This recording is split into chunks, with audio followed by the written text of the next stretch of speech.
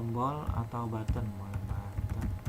Buat keyframe pada frame 40, insert keyframe, kemudian masukkan gambar import to stage.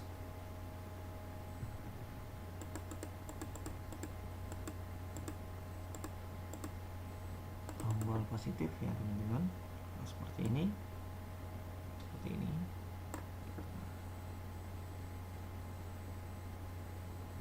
kemudian convert menjadi button, kemudian OK.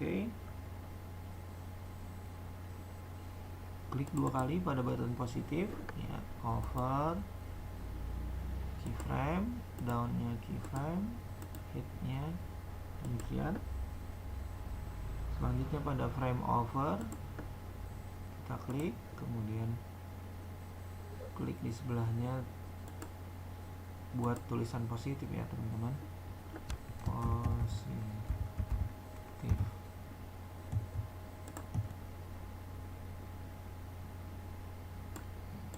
Kemudian ke sini 6. Kita lihat.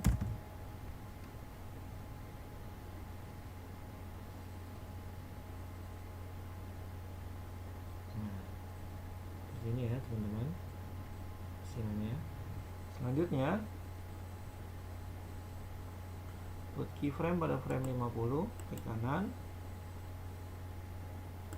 insert keyframe 50, klik, lalu rubah ukuran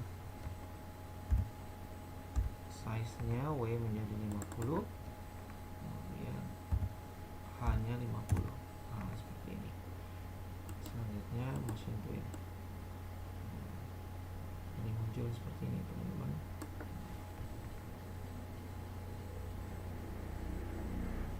Kemudian buat layer baru, button negatif, buatnya di frame 55, klik kanan, insert keyframe, kemudian import to stage, masukkan tombol negatif, letakkan di bawahnya tombol negatif teman-teman. Kemudian di F8 pilih menjadi button ya teman-teman, convert menjadi button, double klik,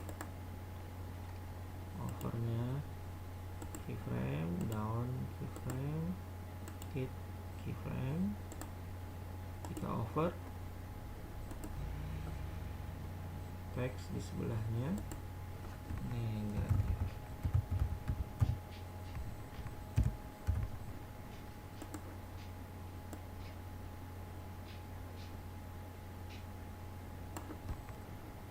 Kemudian kembali ke scene 6. Coba kita tampilkan.